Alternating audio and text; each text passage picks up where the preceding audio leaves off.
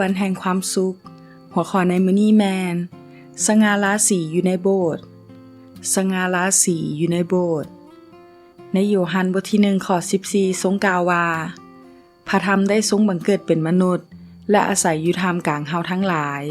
บริบูรณ์ด้วยพระคุณและความจริงเฮาทั้งหลายได้เห็นสง่าราศีของพระองค์คือสง่าราศีที่พระองค์ได้รับในฐานะที่เป็นพระบุตรองค์เดียวของพระบิดาเจ้าสเตล่าอายุ6 ปีเป็นลูกสาวของผู้รับใช้ในคริสตจักรแห่งหนึ่งคืนหนึ่งนางฝันว่าเห็นโบสถ์ของพวกเขาเหลื่อมคือคำทั้งหลังสว่างซองแจ้งและสวยงามหลายปานกับอยู่สวรรค์เลย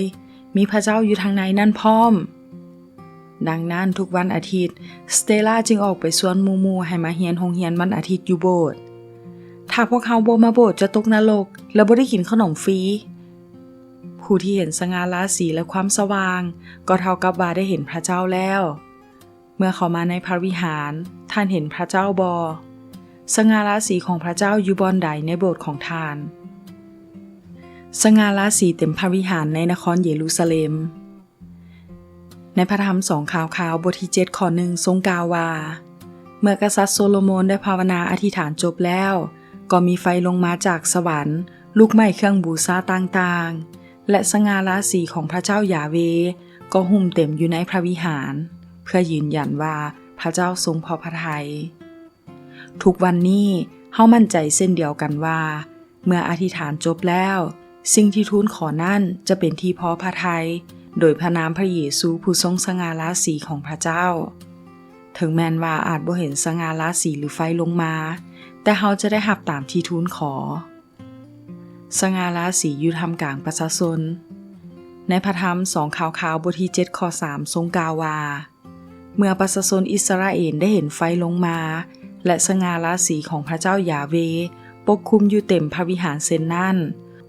พวกเขาก็กราบลงกับพื้นดินและนมัสการและโมทนาขอบพระคุณพระเจ้ายาเวห์ทั้งสรรเสริญคุณงามความดีและความรักอันมั่นคงของพระองค์ดำรงตลอดไปเป็นนิจ